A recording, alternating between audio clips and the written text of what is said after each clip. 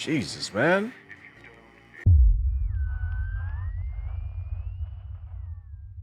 The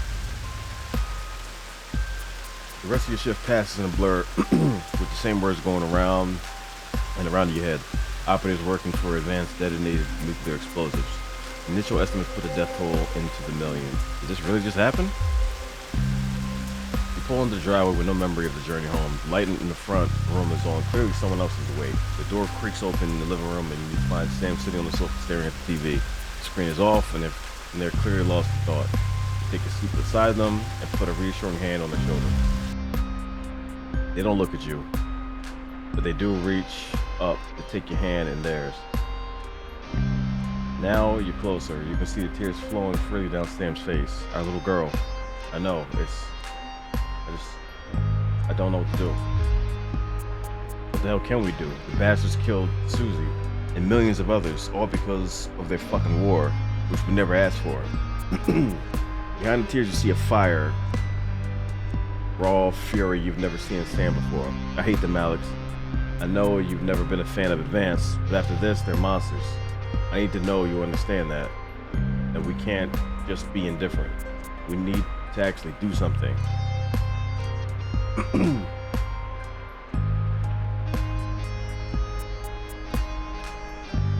Nothing can justify what they did, and anyone who tries is just as bad as they are. Relief spreads over Sam's face like a wave, and they collapse against you, clutching tightly. Clearly, this was weighing heavily on them.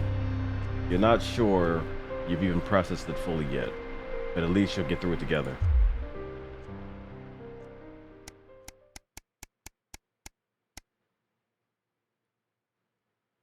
A final farewell.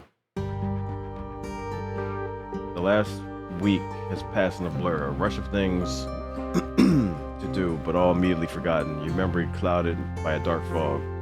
9 days since the so-called Liberation Night and the beginning of Advanced New Future. You weren't the first ones at the church today. You were staggered by the number of people who have come to mourn with you. Everyone here for the same reason, sharing the same pain, the same sense of loss. It's written all over their faces. Much as it would be on yours. You step away from everyone else, needing space to gather your thoughts. Your daughter, poor little Susie, gone. Sam has said little since that evening. They're still getting over the shock. But when you walk over and slightly squeeze their hand, they squeeze back tightly. You get through this together. You can only imagine how awful it would be to face this alone. There hadn't even been a coffin to bury. God damn, fuck.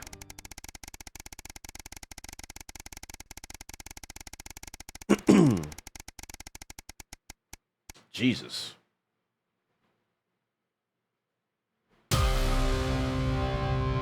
It's a seemingly ordinary morning, but as you get into work, you find a small crowd gathered in the break room.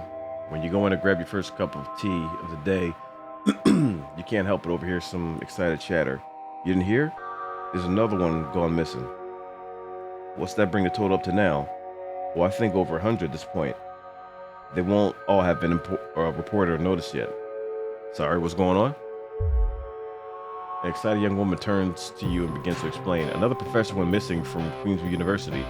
With all the other disappearances over last year, scientists, doctors, researchers. She paused before lowering her voice to whisper. It's clearly disrupt targeting the people speaking out against them. I even heard Advance is struggling to prevent further. A deep, familiar voice behind you interrupts. What the fuck is going on here? A silence overtakes the room as you turn in unison towards the doorway. Bozeman clears his voice before continuing. I told you motherfuckers before, I don't want to hear about this bullshit. Come on now, people. Advance ain't been doing shit to worry about. Which means that doing shit ain't our problem. And unless they start doing crazy shit, I don't think you need to fucking worry about it. Get your ass back to work. Bozeman holds up a hand to keep you as everyone else follows out the room. Look, motherfucker, between you and me, leave it the fuck alone. I would appreciate it if your dumb ass stopped talking about this shit, alright? He gives you a pat on the arm and a smile before leaving to carry on with whatever it is he does during the workday. It seems that, for better or worse, public ownership is now in full swing.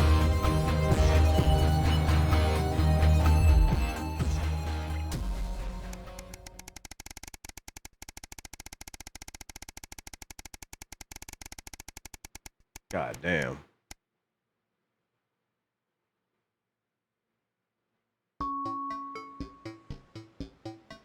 You drum your fingers on the steering wheel impatiently as you wait for Charlie again. It's great he's enjoying the cohesion cadets and is so enthusiastic. Does you really need to stay behind every week to help? It's your Saturday evening, too, after all. Finally, you see him exit the hall, grin on his face. You can't help but smile back, the frustration starting to fade as you see him so genuinely happy. After hugging his friends goodbye, Charlie heads over to the car and gets in, his face flushed with excitement. So how was... You're interrupted as he can't contain himself any longer. Guess what? What?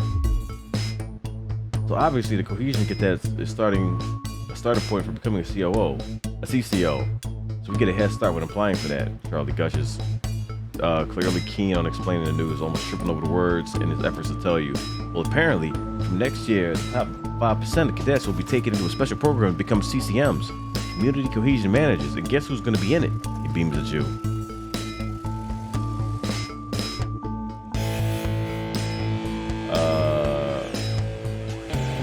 Yeah, we ain't happy about this shit. I see it. What exactly do these motherfuckers do?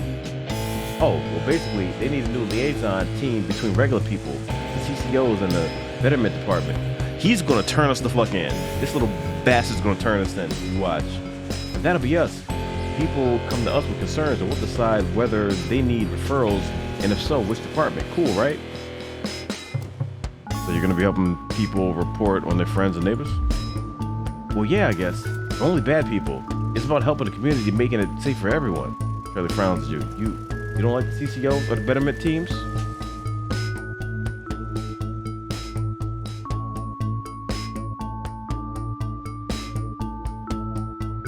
I'm just worried about them having... See, if we say that shit, you're gonna turn us in. Forget about it. But I'm proud of you. Okay, cool. Can't wait to tell everyone else, you snitch. Charlie sits back in his seat, smiled again, though less enthusiastically than before. Good, don't be enthusiastic, bitch. I'm sure they'll be proud of you. Get your ass out of here. Little snitch. I can already see it.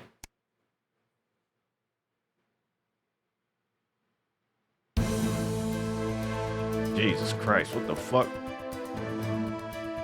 You're surprised to find Sam in bed next to you when you wake up. They must have gotten in very late last night from drinks with the folks from school. You decide to let them sleep in and enjoy a lazy Sunday morning. With the house quiet, you decide to bring some breakfast into the living room to watch some TV while you eat. This is breaking news. Reports are coming in from across the country that large swaths of farmland went up in flames last night as a part of what authorities are calling a heinous and well-planned act of terrorism by the group known as Disrupt. You drop your spoon back into the porridge. I'm eating porridge? The fuck? You turn up the volume. Jesus, this shit is that bad? In addition to food stores, which government sources have said will put a strain on universal menu centers countrywide, a number of CCO and civic buildings were targeted in last night's attack. According to Prime Minister Julia, specific prisons and re-education and betterment facilities were raided, and a small selection of problematic and potentially dangerous individuals were forcibly extracted from lawful custody. That's a crazy spin on it, huh? Forcibly extracted from lawful custody? Bitch! You hold your breath, waiting to hear if anyone got hurt.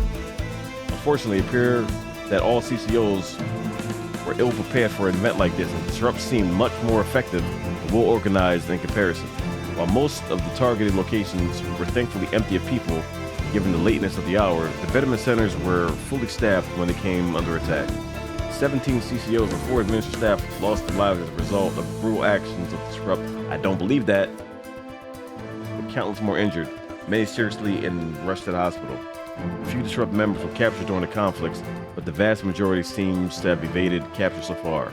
More on the story as it develops. I don't believe that bullshit. Horseshit. You're interrupted by Charlie walking past the living room, bleary-eyed and with a piece of toast. Anything interesting going on? He gestures to the TV. Mutely, you leave the news on as they cycle through the story again. Charlie watches in the hushed silence. By the end of the broadcast, they're dubbing it the Night of Fire. Everything's gonna be okay, right? Yeah, it's gonna be fine, bud. Fuck out of here, snitch. You dumbass out of here. Give me the fucking toast. You didn't earn that.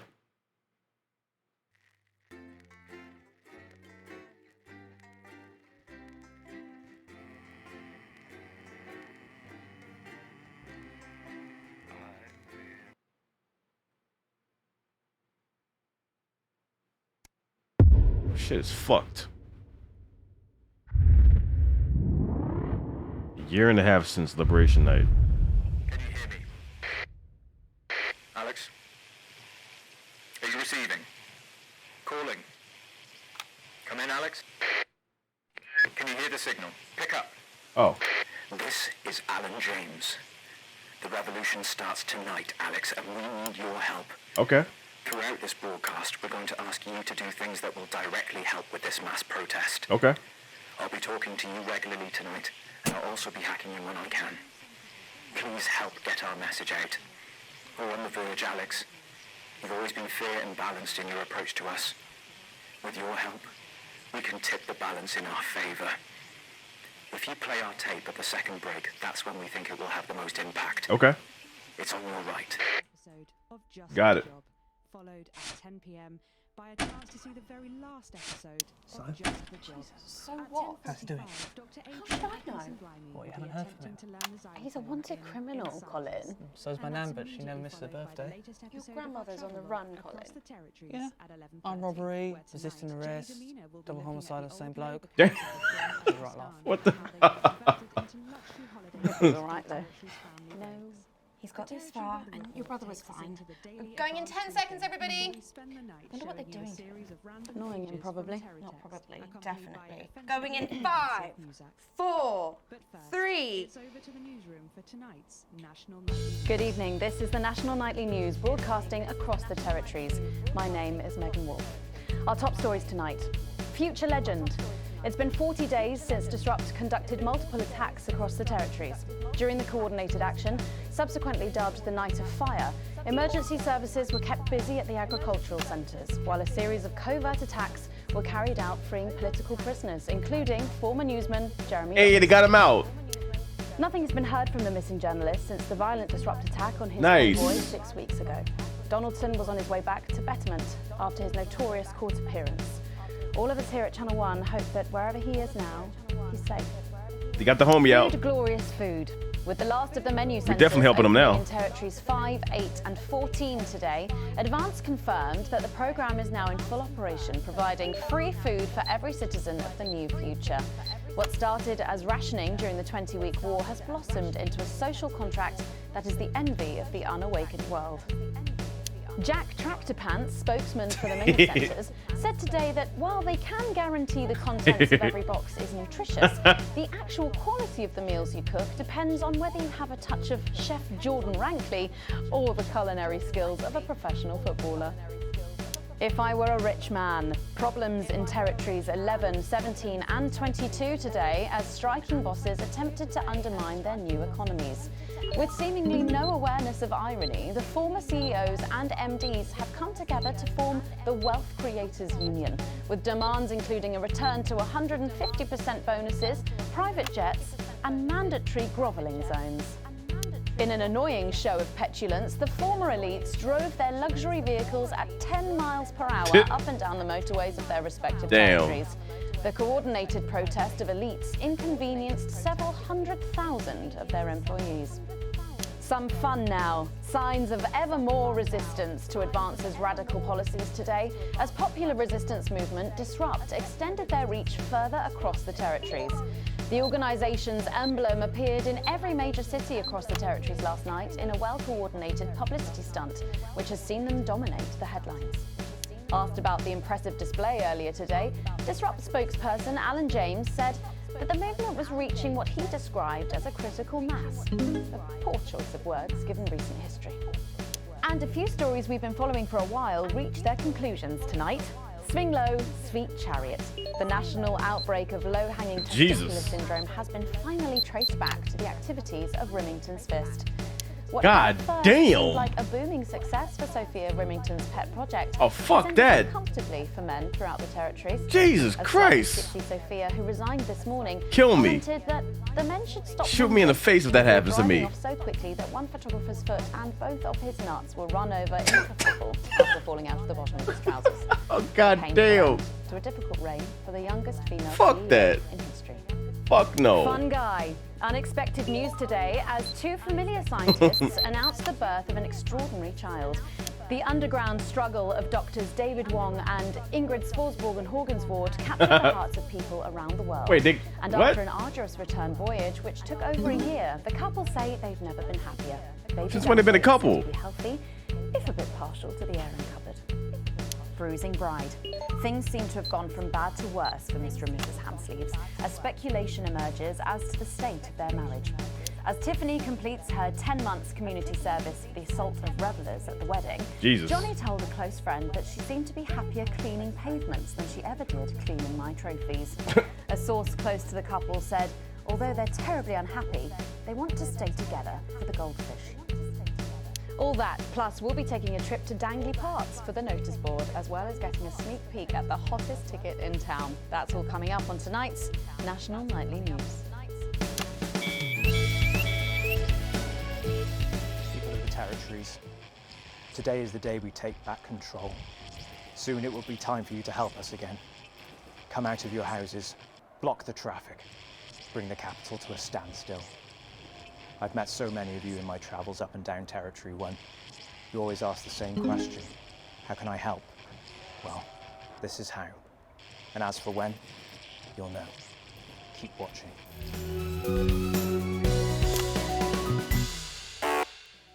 But first, 500 days after the loss of a fine leader and a great man, the start of tonight's programme is dedicated to remembering and celebrating the life of Peter Clement. Patrick Bannon is live from Parliament Park, where Julia Salisbury will be breaking ground on what will soon be a memorial garden in Peter's honour. Patrick. Listening to that old bitch lying through her teeth about missing that poor bastard. Patrick. I don't know what I'm going to do. We're live. Because I'm not being funny. Things were better with Peter, weren't they? Patrick. They were, and I don't mind saying it. They were, because he held her back. But now there's no stopping her. Hello, Patrick, we're Of live. course, can't say that, can I, Francis? No, not with public ownership. No, with public ownership, you can't say anything these days. She's lost it, mate. She's completely off the rocker. I heard from an aide that... Hello, Megan, you join me here live from the book. Megan, you join me... Oh.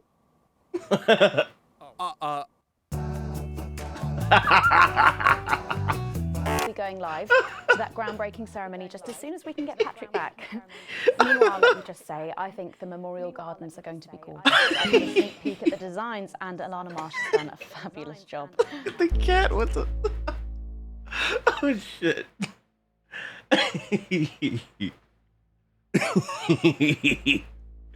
Oh, fuck. Oh, okay, all right, it seems like we have got the signal back. We can now go live to Patrick Bannon in Parliament Park. Patrick. Thank you, Megan. I'm Patrick Bannon, and we are indeed live here. Oh, shit. Apologies for the technical difficulties there, but any moment now, Julia Salisbury will step out on stage behind me. Alex, Bozeman here. The boys in editing have just informed me that the eulogy footage isn't fully cut together yet. You're going to have to do it on the fly. What? For goodness sake, make sure you make him look good. Slowly gathering since Oh, this afternoon. what the fuck? This is Alan. You can undermine them here and help us win hearts and minds. Okay. Make him look bad, Alex. Really bad. Okay. And it seems like the ceremony is getting underway. Here is Prime Say no more. Julia Salisbury, the picture of elegance, to begin her address. Good evening, fellow teammates and friends. 500 days ago, all of our lives changed irrevocably. Still reeling from the triumphs and tribulations of Liberation Night, another great loss befell the people of these newly united territories. The loss of a leader, a statesman, a dear friend, and a hero. Peter Gordon Clement. Peter's death at the age of just 62, of course, announced by the team on the 24th of December, just 6 weeks after Liberation Night. Born to a working-class family on a housing estate in Rotherham, Peter first trained as a carpenter before getting his start on television. First moving and building scenery, and then developing into the personality that we all knew and loved so much. Just the Job first hit our screens over 25 years ago, running for 11 series, winning multiple awards, and charming audiences up and down the country. Peter taught us, all of us, not to be content with the way things are, not to accept inequities, no matter how small. But he also taught us what it took to fight them. Courage, integrity, empathy, and hard, bloody graft. Across a career spanning 3 decades, Peter Clement was known for shows including Wake Up, It's Saturday, and much later, late-night chat show PT, which at its peak drew millions of viewers. Peter was by no means a saint. Trust me, he once told me he had more regrets than he'd had stolen dinners. He always did have a knack for a turn of phrase. But it speaks to the strength of his character that he chose to share with us his mistakes alongside his achievements, his faults as well as his talents. Peter had the heart to give it all he had for the people of these United Territories.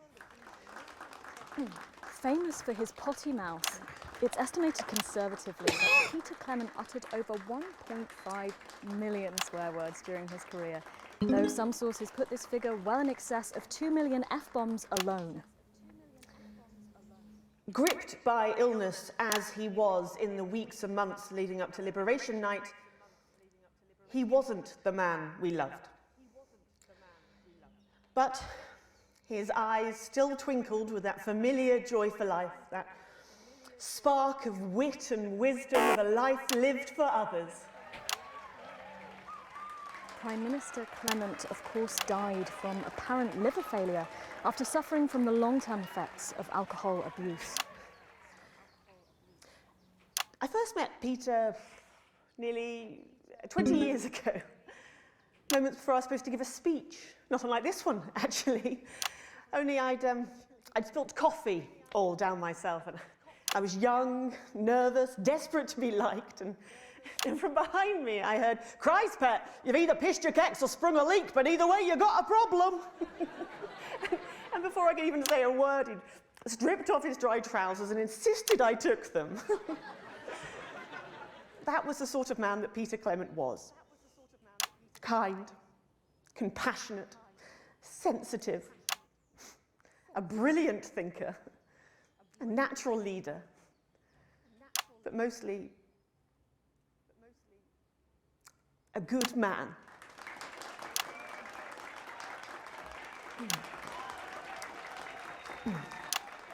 This glorious full and new, this shining beacon of Thank you, Alex. There'll be another opportunity to steer public perception soon. It's really starting. Hey, his accomplishments. let's get it. The future he forged, the boundaries he pushed. To me, he'll always be the man in his pants cheering on a stranger at the back of the conference. It is my great honour to give to you the Peter Clement Memorial Garden. Shall we see if we can get a countdown going? Everyone with me? 10, 9, 8, 7. Whoa, what the fuck? Now, Alex, control the message. Oi! You two, come with me. Don't panic. Help us here, look. We're gonna help you. We need a medic here! You need to be okay. You're gonna be okay. Just do. Okay. You two, stay with him. Mom, we have to stay by your side. I am the Prime Minister, and if I give you an order, you will damn well follow it. Do you understand? Do you understand? Yes, Yes, Mom. Mom. Keep your eyes open. Oh, who the fuck are you? Oh, I can't hear you. I can't hear anything. Yes. Medics are coming. You sit down. I can't hear you. I'm from the National Nightly News. I need help now! Stay back. Salisbury's still here.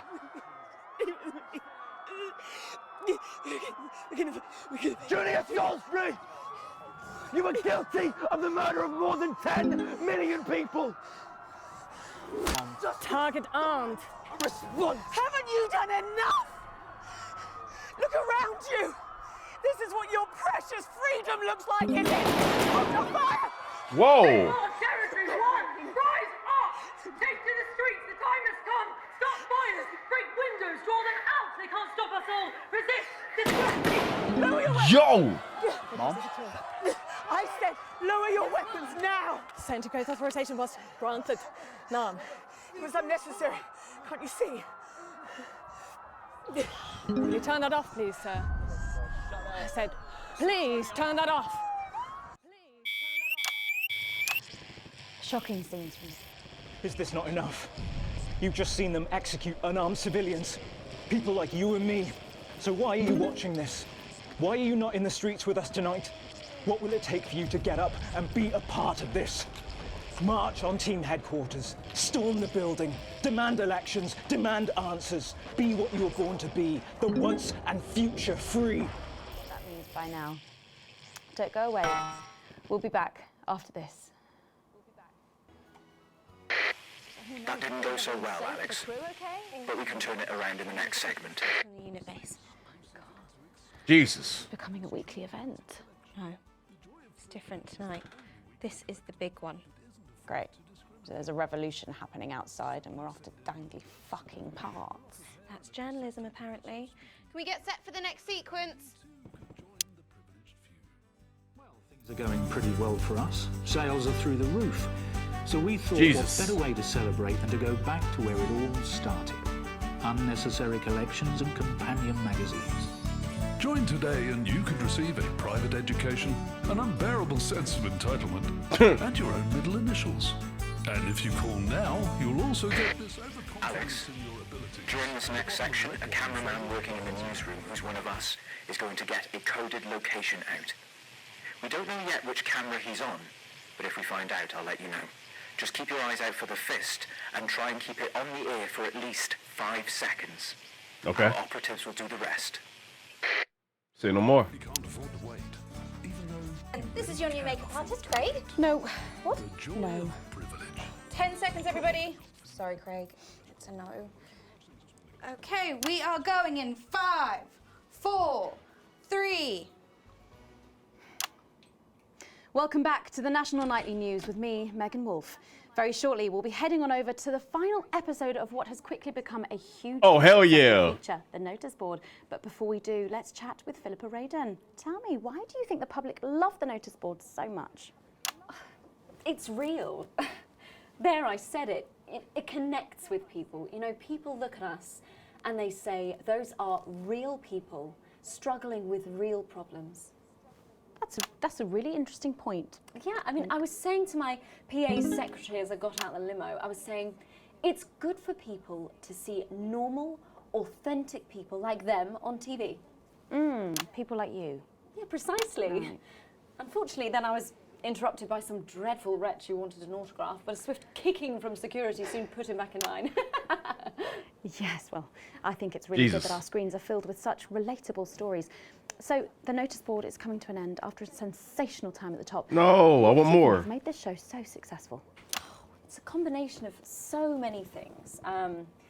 My hard work, my talent, my look. Wow, we really have a lot to thank you for. Hey, hey, hey. You're welcome. We've just heard our man's on camera 4.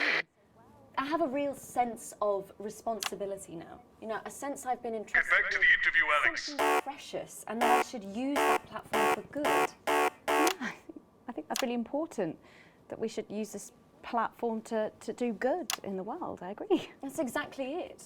So I've decided to help as many underprivileged. Excellent work, Alex. That's the location shared. Next, you'll need to give them the go. Is that better access to education? How do I do that? Or, you know, reducing child poverty? Oh, no, by adopting as many as I can get my hands on.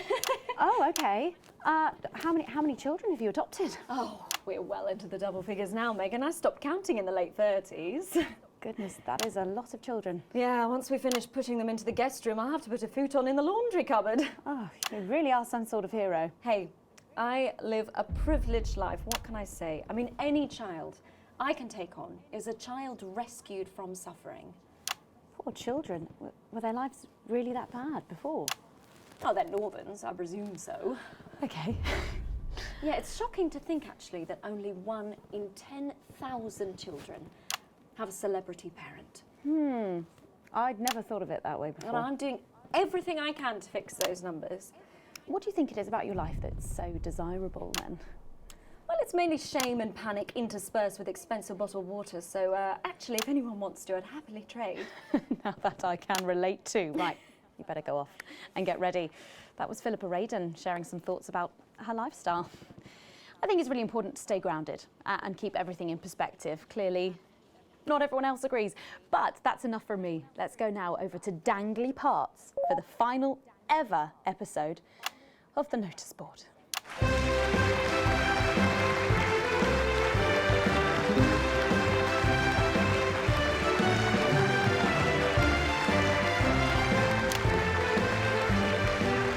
He's a priest now? What a day! First the tea morning, and now to post this notice. I don't know how I managed to cope with it all. Oh wait, perhaps I do.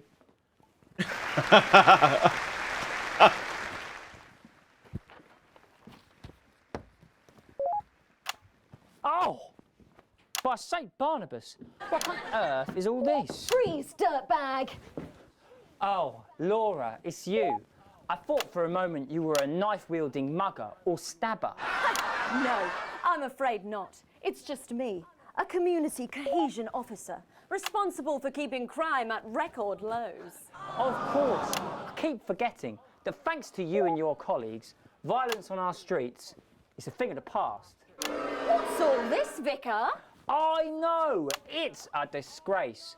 Somebody... It's time for the go code. Give us 3 boos in a row, Alex. That will start the pincer movement. We might just pull this off. Push forwards! 3 boos, Alex. Careful, Vicar.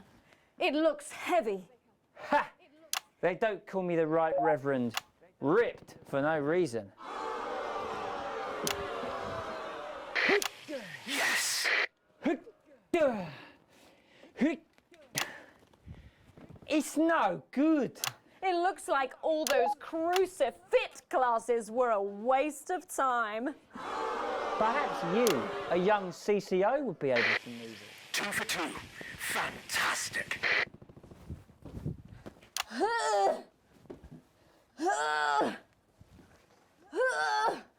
Looks like all those lifting classes were a waste of time. It's too heavy, even for me, a strong and capable You woman. did it, Alex. Surely We're good to go. strong enough to lift this. Did someone call for the best firefighter in town? Hi! Well done, Captain Evans. You're so much stronger than us. Especially me, the weak old man. It's the least I could do for my community.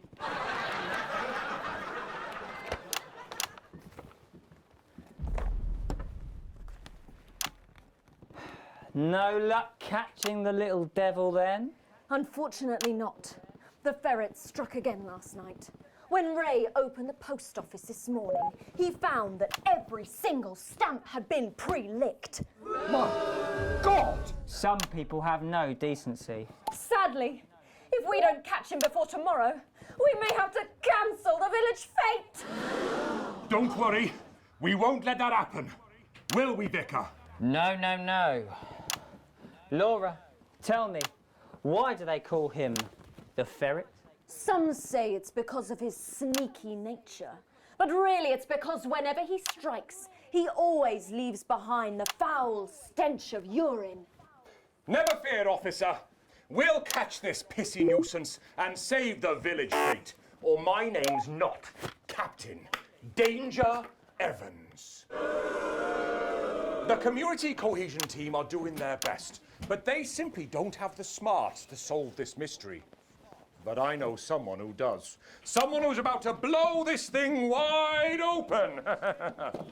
Me! Blackout!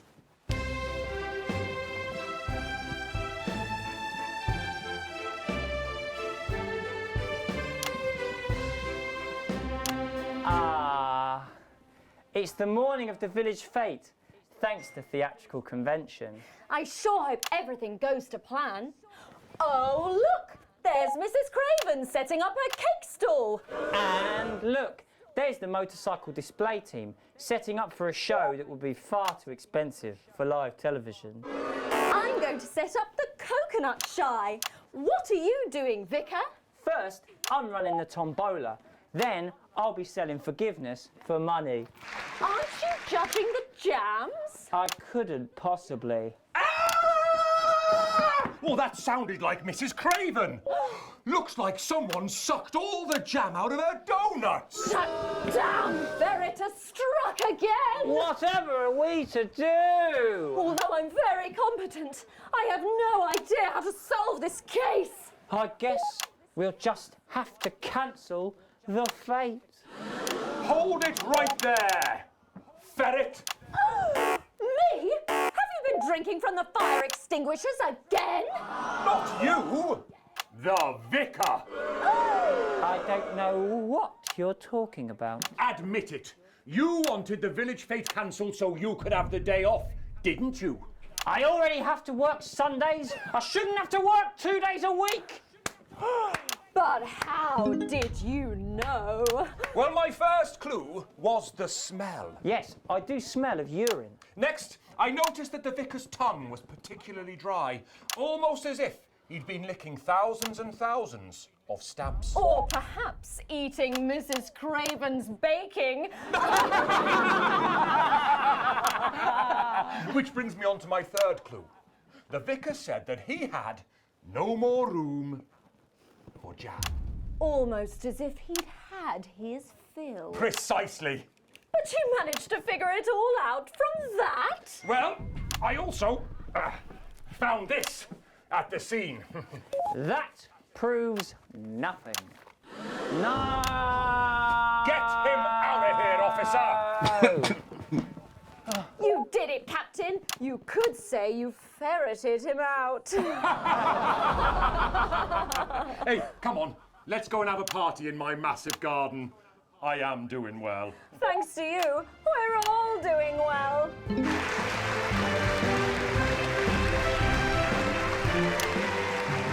That was it, the final ever episode of the Notice Board. I missed that show. What a way to end it. Thank you as always to Jeff, Philippa and Tommy. After the break, we'll be both dancing and learning. So don't change that channel. We'll be right back. That's the ads. Well done, everybody. Wow! What a brilliant run, eh? After party at my place, eh? What advert is this, Alex? I don't remember passing it for broadcast. I think you made a mistake there. I've got 4 kinds of sausage. You've probably seen me on the news talking about Advance and how progressive their policies are. Well, I was wrong. And I'm here tonight to say I'm sorry. And one last push, Alex. We're closing in. One of the guests in the last section is working with us. You'll be asked to censor on our behalf. If you do it right, the final orders will be given. Oh shit. Chances. Get at least 2 of them right, and we're going to win this thing. Oh fuck. It's happening, Alex. Tonight we take it back. I always envied my friends who had so much more. Over the years, my jealousy grew. So when Advance came to power, I didn't think about the damage they would do. I acted selfishly. I was glad to see the rich punished. I didn't see how backwards Advance were. I didn't understand that rather than tearing down the wealth creators, we should have been helping everyone else to take a seat at their table. Under Advance, the country is poorer. It is poorer in ambition. Jesus. It is poorer in aspiration. We are infantilized by Advance's naive policies. Policies born from absurd redistributive fantasies. Jenny just said to ask if you need a touch-up. Did she? That's my shade, is it? Yeah. This is my shade.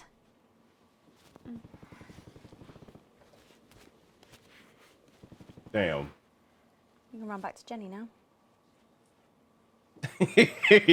Damn. Sorry about that, Sarah.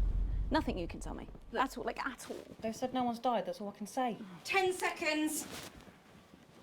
What's wrong with you? She is in tears. Ugh. Going in 5, 4, 3. Welcome back to the National Nightly News. Later in this segment, we're hoping to be able to go back to Patrick Bannon at the scene of tonight's shocking Disrupt attack. But first, I'm delighted to be joined by the cast of the smash hit musical everyone is talking about. I'll be speaking with the cast in a moment, but first, let's take a look at them in action. Please give a warm National Nightly welcome to the Novaries.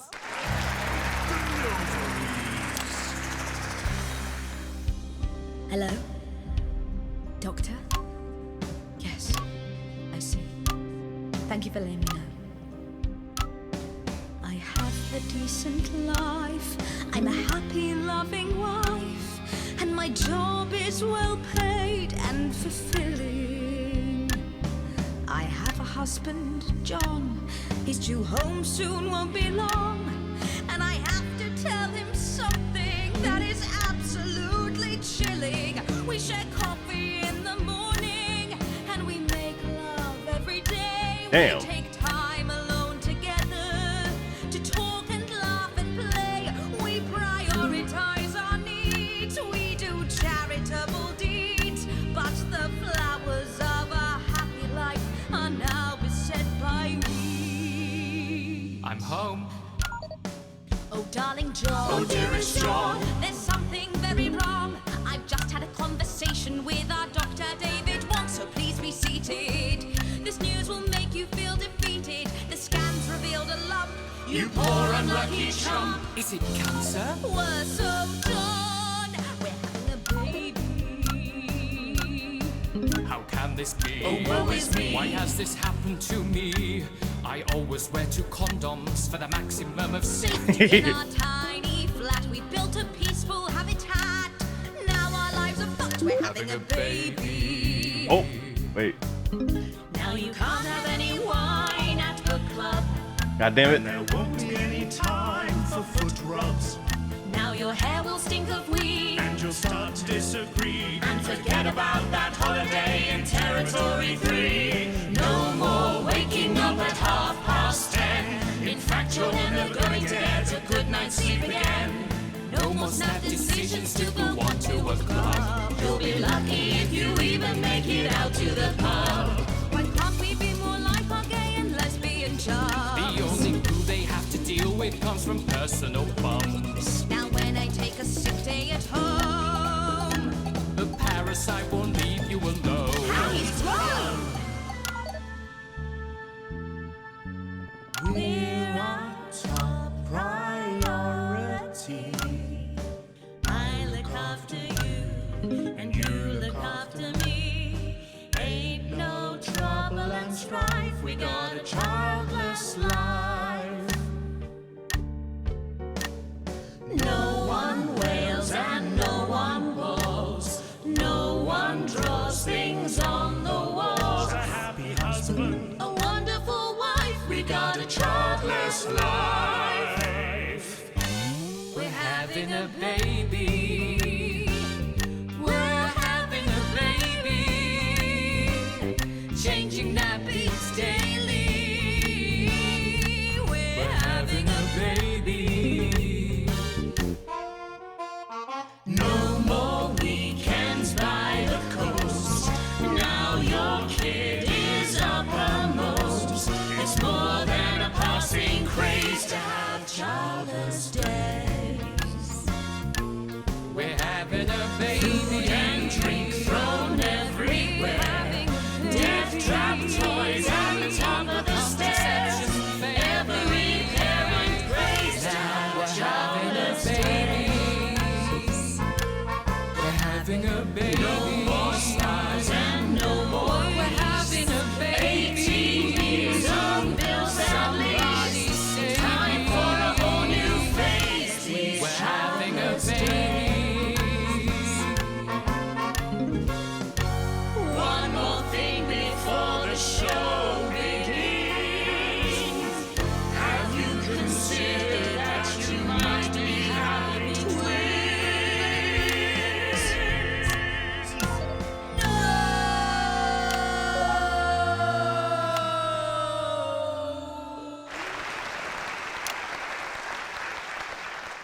Amazing. The Novaries there, treating us to their opening number from Elegy for a Childless Life, which is currently the hottest ticket in the Capital Theatre District, and will be touring the territories later this year.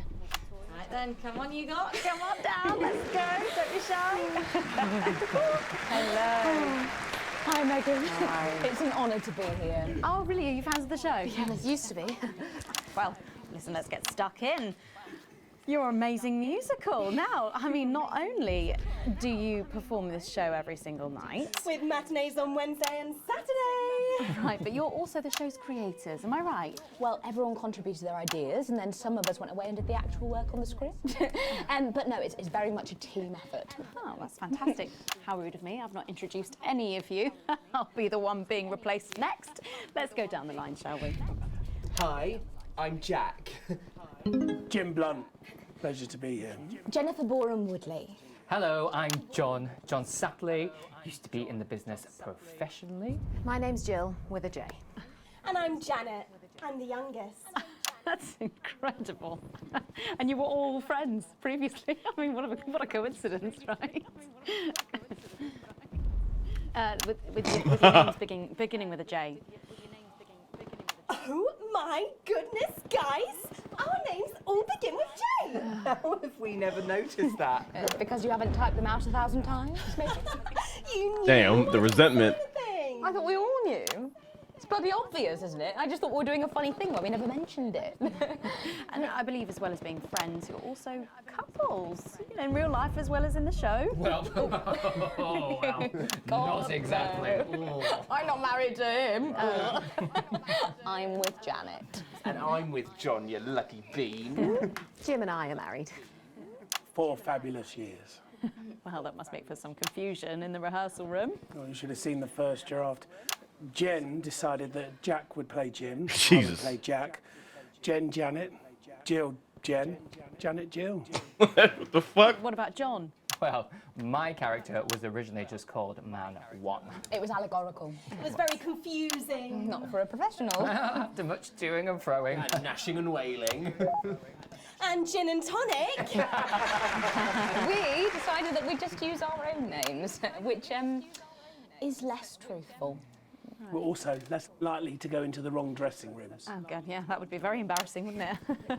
Of course, when I first wrote it, we were only meant to run for a few nights at the Mimbley Village Hall, but when I registered it with the Department for Culture, it caught the eye of someone high up, and before you could say overnight sensation, we were transferring to the capital. It's all been a bit of a roller coaster, really. I'm only 19. I'm the youngest. You really don't have to repeat that. I had to give up my job as a mortuary technician. Well, yes, we all had to move to the capital. I love that job. It's been a very turbulent time. So peaceful. No singing. This piece isn't. Stand by, Alex. Censor the orange. It's about children and why you shouldn't have them. In a way, I guess it is political, with a small p. After all, we are a solid unit, and eagle-eyed audience members will see we nod our heads to advance on stage throughout, and we target the messaging at women aged 22, well, about 35, as they're the most likely to be affected by this terrible problem. Terrible problem. Having children. Well, you understand, Megan. You clearly agree. This isn't about me. Of course, we see that there are advantages to a family unit, but eagle-eyed couples watch as the little parasites advance on their lives, and there's no time to play the guitar, get through a book, or watch a movie. They're exhausted, passed out on the couch by 20 to 9, for God's sake. We're very chatty tonight, dear. Usually I'm the chatty one. Because you're the youngest, we know. It's not a badge of honour, Janet. Janet, please, Jennifer. Oh, well said, John. Thanks, Janet. Got you back. So, could you just tell us what is the play about? What happens in it? Well, go ahead. It's a tragedy, obviously. Jennifer, myself, and John have their child, and then the story charts the downfall of their hopes and dreams. And there's lots of singing. And dancing. A lot. My character works at a menu centre for a distribution unit. Eagle-eyed, she sees her friend's rapid advance to a pit of despair. Becoming a target for children's TV advertising at the age of 22, she decides to take drastic action. I can't really say more, though. I probably said too much already. Let's not spoil the second act for anyone who might come to see it. Which should be all of you. For too long, we've been Did I get told it? that a life without children is somehow incomplete, that children are a blessing. Well, I've done the research, and they're not. Besides, there's already loads of bastards running around all over the place, so... We just want people to have the option of a happy, child-free life without stigma. You know, when I was 14, before I had come out, I had an experience with a girl called Julia Jacobs. She was an experiment, I guess, you know, a chance to dip my toes into the... Fascinating. What's happening? Coming in tonight. I really hope you keep them dancing in the aisles for many performances to come. The Nova is there. And I am pleased to say we can now go back to Patrick Bannon to get the latest from the scene of tonight's horrific events. Patrick, are you okay? Thank you, Megan. This is Patrick Bannon reporting from the scene of tonight's devastating and symbolic attack tonight this evening. An attack which I myself have found myself caught up in. I'm still a little dazed and a little deaf, Megan. So I hope you'll forgive me if I seem that it's time to speak with the Prime Minister. Mrs. Salisbury, that's you. You're still here. The Prime Minister. I couldn't leave, not when there were people that needed help. Any team player would have done the same. I don't deserve praise for being human. Yes, no accolades here. Or Palisades. Or lemonade. Right. So, is the situation... Now, are we safe? Yes, the security services performed their duties without hesitation, and I would like to assure the public that although there have been some injuries, there were no civilian deaths here this evening. Oh, that's good news about the Sorry, did you say no deaths? That's right, no civilian deaths. Just the 4 disrupt terrorists curtailed by law enforcement, who were, as always, so cohesive. Jeez. If I may, I have a message for your viewers. Of course, the camera. There's the speak there on the camera there. Stay at home tonight. Do not become another casualty of war.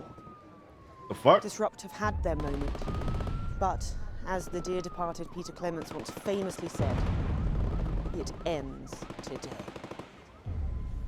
Thank like you. hell it does. Prime Minister, for those. Not with me here in the strong booth. words of strength. Back to the studio. Megan, now in the studio with Megan Wolf now. Patrick Bannon there, bravely reporting from Where the fuck did Patrick go? Horrifying bombing. Jesus. Maybe you need to get checked out, Patrick. Well, that brings us to the end of tonight's National Night News. But before we go, tonight's National Night News. Victory is in sight, my friends. You have mobilized. You have come together. From our agents at the television networks risking arrest and getting those words to you, to the many hundreds and thousands gathering to invade team headquarters. As I speak, we are turning the tide, and it is time for change. Tonight we topple their regime, and we also silence their mouthpiece. Who would have thought that this dude would be the one that actually talked some In the sense? shadows, and they are not the overwhelming force they would have you believe. The military have been actioned, and well, it's pretty scary out there tonight. So stay at home and stay with Channel 1, because the team has assured this programme that the turbulence will soon be over, and we can once again focus our minds on building the new future with equality, fairness, and resources for all. My name is Megan Wolf. Let's make tomorrow better. We've done it, Alex. Tonight is the beginning of the fall of advance. We did it. It's 11 o'clock. What the? Charges reached, sir. Permission to detonate. Permission granted, old friend. We are going to detonate. Look out of your window, Alex. See what you helped make happen. She's coming down.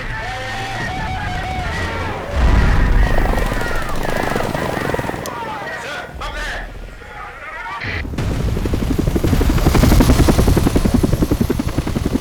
Holy fuck.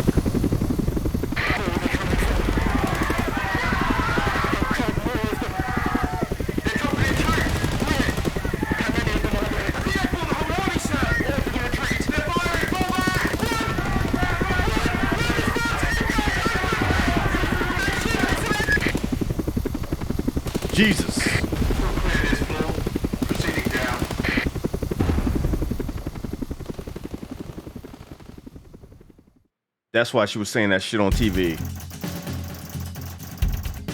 That's why she was popping fly.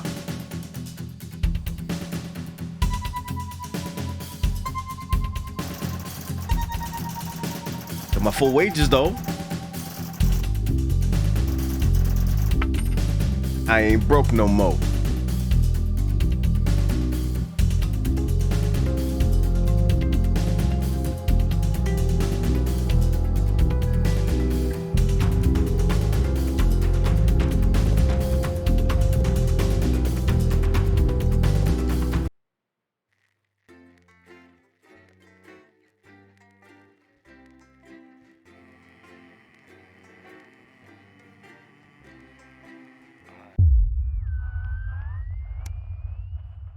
My God. You arrive at work a little early despite a stressful journey in. You still aren't quite sure if everything has happened, though if the swarm of CCOs all over the building is anything to go by, this isn't just a Channel 1 matter. This is confirmed when you are informed that you need to speak to Bozeman immediately and are escorted to his office. You sit nervously outside, waiting for your boss. A few minutes later, the boss man arrives disheveled, with a stern look, looking CCO in tow. Ah yes, Winston, good. It's just Specialist Abels. She will be observing this motherfucking interview. Get your ass in there and take a seat. The ready-faced man bustles into his office and leaves the door open for you to follow. A few times you've been in there before, it was immaculate, with everything in its proper place. Not so today. It must be serious for Bozeman to be this flustered.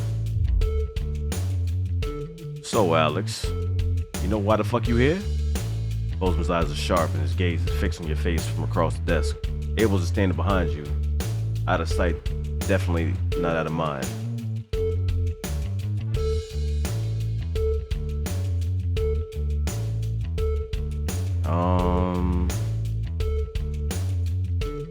I assume it has something to do with what happened yesterday?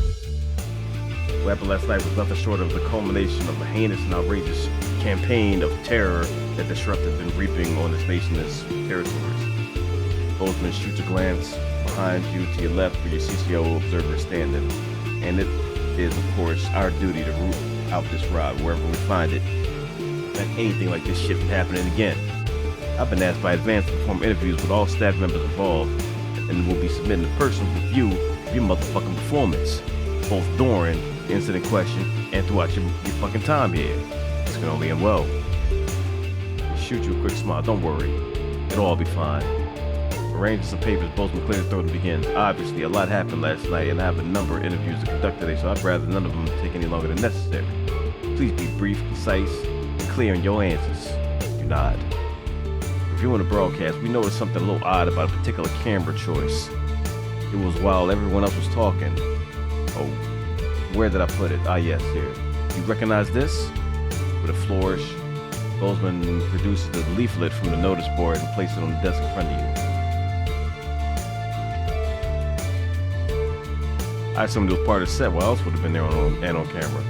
Well, that makes sense. You aren't responsible for maintaining the set. You can only assume that what's there is meant to be there after all. You get the benefit that at least some of the above was for the benefit of the CCO in the room. Thank you, Alex. And for Abel's benefit, you're so loyal.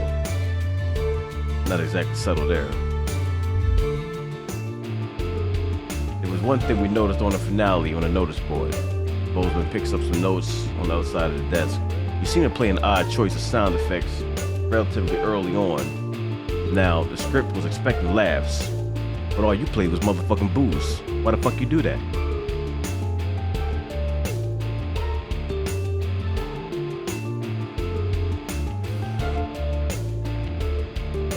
I felt that they were the most appropriate choices. Art is subjective after all. Well, of course, obviously we want our shows here at Channel 1 to be as successful as possible. We allow our staff a significant degree of autonomy. I'm sure no one will try to fault you for having a different sense of humor. You can see Bozeman is frowning as Bryce is clearly not convinced by his own words. Maybe he likes you more than you thought? How many other people would he be interviewing today? Toward the end of the show, there appeared to be some motherfucking issues with the sensor equipment. At this point, Bozeman paused for a moment, putting the lid on his pen, placing it carefully on the desk, perpendicular to his notebook. How the fuck do you explain you censored perfectly acceptable language during the final motherfucking broadcast?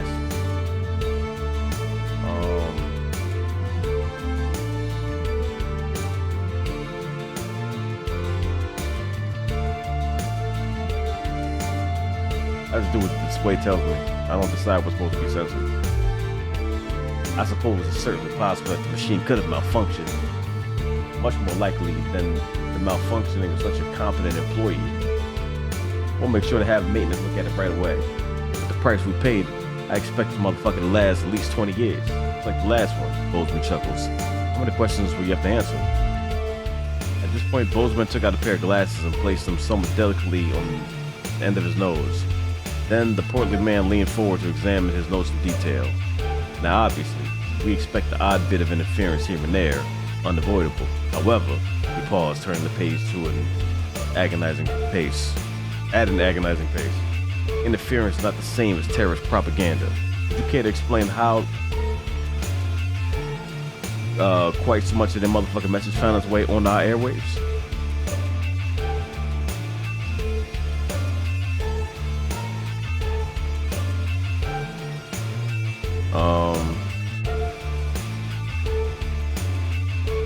With everything else going on, I didn't realize until it was too late. Out of the corner of your eye, you know the specialist Abel is visually more attentive, awaiting your boss' response. Well, it's certainly true that accidents happen, and with various stresses of last night's broadcast, I don't think anyone could begrudge you a slight drop in attention. Bozeman smiled warmly at you as Abel's turns to their passive stance. You offer a strained smile back. A loud creak breaks the growing silence as Bozeman leans back in his chair. The tape, that poor Miss Brightman. How the fuck did you play it? Help me understand.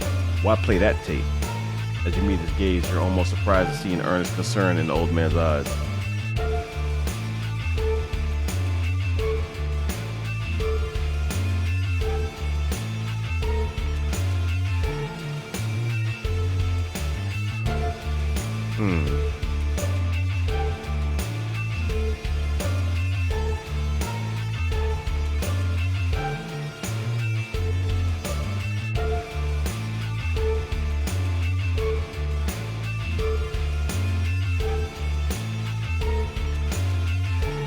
Like the news.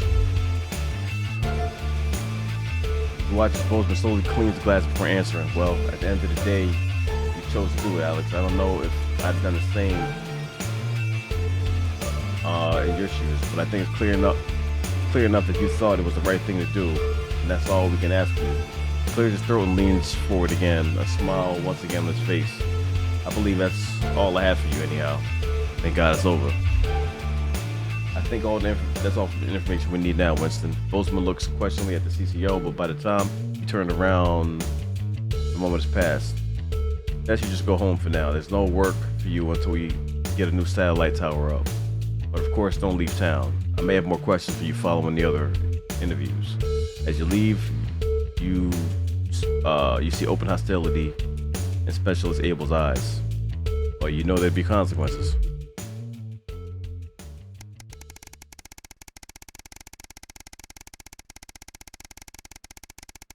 Jesus, the world is fucked.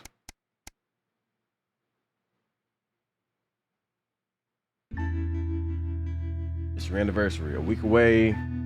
Could have just been what the doctor ordered for you and Sam. But after speaking to travel agents, there's just no way you can afford it. Maybe next year.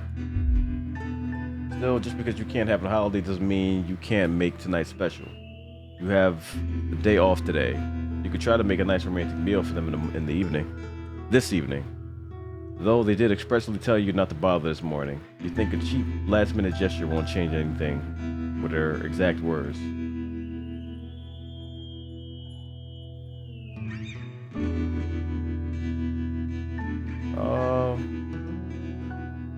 Be nice to have a lovely evening together. You get to work, turning the house into the perfect romantic setting for tonight. Everything is going according to plan. Sam's gonna love it. Impatiently, you wait for them to arrive.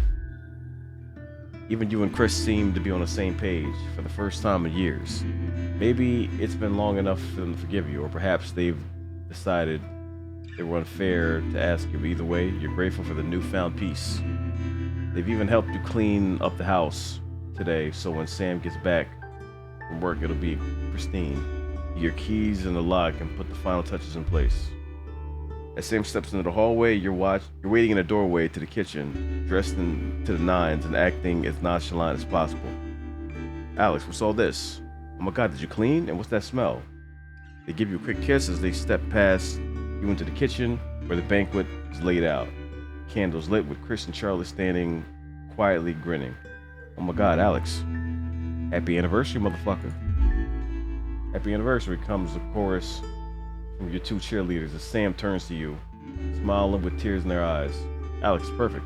Sam rushes over and kisses you softly, only breaking off when you get a less than subtle cough from Charlie. So I got officially accepted into the Community Cohesion Management Program, Charlie bursts out. And that's our cue. Come on, Charlie, it's time for us to go. Have fun, you two. Chris, thank you, sincerely. You're welcome. Now I should go get our own dinner. Wait, now I should go. Okay, that was a typo. I should go get our own dinner. You can grill Charlie when he's back tomorrow, as in not tonight. See ya. With a wink, they finish ushering Charlie out of the house. You pull out Sam's chair for him. Thank you, Sam says, taking a seat and glaring at you. So Charlie's been busy. You shake the head as you take your own seat opposite them. Tomorrow, for now, you really didn't have to do all this. I know, I wanted to. Love you too, they breathe, admiring the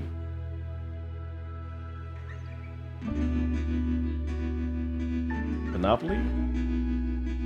Fuck, I never seen that word before. A food you prepared for him. Now, where on earth do I begin? They laugh as you pour the first glass of champagne of the evening. You're very lucky to have such a wonderful family. But ask for more.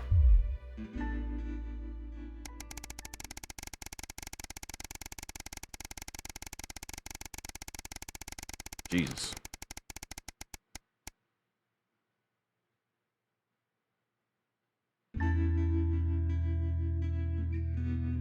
Everything's ready. You and Sam have been trying to watch Bullet Man for years, but you've missed it in the cinemas and it never seemed to be in stock when you went to pick up the VHS. Now you're just waiting for them to get home so you can start. Now you just... Oh, I already read that. You hear the front door open as you put a bowl of popcorn on the coffee table. Ready to go. Get your butt in here. Sam comes up with a vacant stare, ignoring both film and snacks as they sit down next to you. You have to actually nudge them to break their stupor. What is it? I've been let go from work. Sam is just staring into space. Apparently there just isn't a need for 2 nursery teachers anymore. Not enough children. They can't justify the expense. Honey, I'm so sorry. It'll be okay. You'll find another place. No, you don't get it. There just isn't that demand for younger years teachers anymore. Not just here, anywhere. I don't know what I'm gonna do. What we're gonna do. You pull Sam into a hug. I know things are tough. We'll think of something. How? We're barely scraping as it is. Scraping by. And now, Sam starts to sob. We're gonna have to sell the house. I don't see any other option. We got too many debts to pay. If that's what we gotta do, fine. I suppose you're right. Still, I hate the idea of losing the place. Think of everything that's happened here. They fall silent, thinking. Eventually, you start the film, but neither of your hearts are in it. Too busy thinking about the future. Still, a house isn't everything. It's the people who make it a home. Home is where the heart is, after all. That's what rich people say. We're about to be in a fucking shack.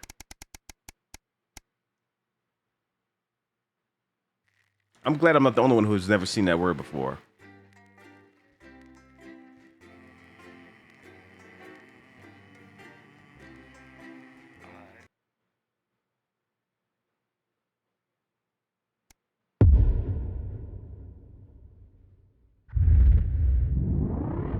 Three years. Jesus Christ. Hello, Alex. I've checked the schedule for tonight. Nothing major to report. Certainly isn't anything you can't handle. Still, at least my daughter's in for Advance's new initiative. That should liven things up a bit here. Keep up the good work. Jesus. Across the territories. Expect catchy tunes and scenes of an inappropriately sexual nature, not one to miss. At 10 p.m, it's time for Julia's Diary, where the ever-popular Prime Minister reads extracts from her diary in front of a warm fire. Then, at 10:30, it's the latest episode of our drama series, Betterment, which tells the inspirational story of Emily Dennisworth and the brave doctors and technicians struggling And this to is help her Jenny. shed her She's old the floor habits manager. and Hi, adjust to the Stacey. new future. Strong language and That's themes Colin. of selfishness He, there, so not one for the kids. Too much. Don't talk to Colin. Incisors is at 11:15. Not getting involved and bring your daughter and to Dr. work, eh, Adrian Colin? Atkinson Nah, we don't believe in it. All right, come and sit next to Mum Mum. by talking to Believe in several what? eyewitnesses Just and days. asking. All right. Then we're going to go ahead and call it there for the night. We need to eat. Still got some stuff to edit. So that'll be it for now. Tomorrow, I'm in the middle of like 30 games right now, so we'll play something. We'll figure it out as we go. I have no fucking idea. I don't know why I keep starting new games. Like, what the fuck is going on? Greatest plan ever. Greatest fucking plan ever. What in the fuck am I doing? Anyway, as always, appreciate y'all for watching. Enjoy the rest of your day and night, depending on what part of the world you at. Hopefully I'll catch you tomorrow. See you then. Peace.